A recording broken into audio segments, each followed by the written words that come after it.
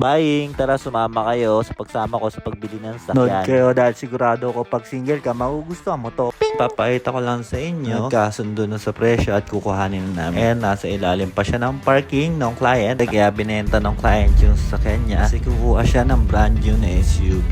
Okay, eto, pakinggan mo. Magkikwento muna ako. Ay, makakuha kami kanina sa Koreano dos Tigas. So, rupay naman yan. Tapos ngayon, nakuha namin Honda Civic na 2017. Color white.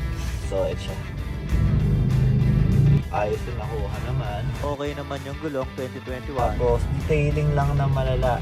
Detailing loob. Siyempre para magmukhang bago ulit talaga. Yung panlabas naman niya, okay naman yung pintura, wala namang gasgas. So, bukod doon, wala naman. So, ito siya ulit Eh, itsura pag umaanda ng pogi. Siguro kapag ikaw yung nagdadrive niya, no? So, dadalhin na namin kagad siya detailing. Para maumpisa na at mapicturean na pagtapos. Let's go! Ayan, exterior detailing tayo. Tapos may kasamang buffing para kumintab.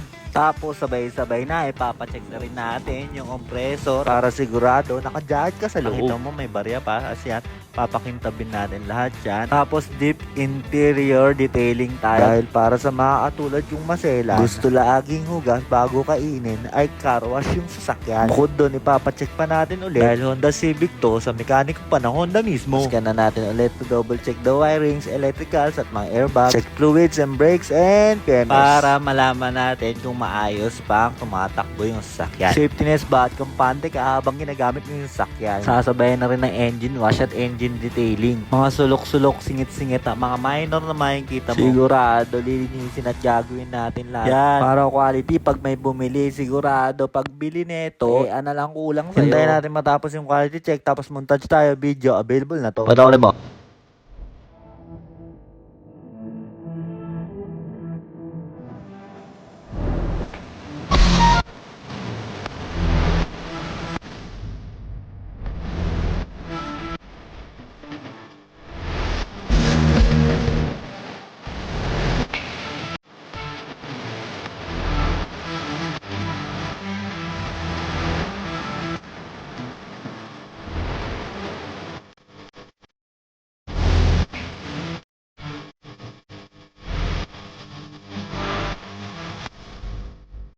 Ang popi!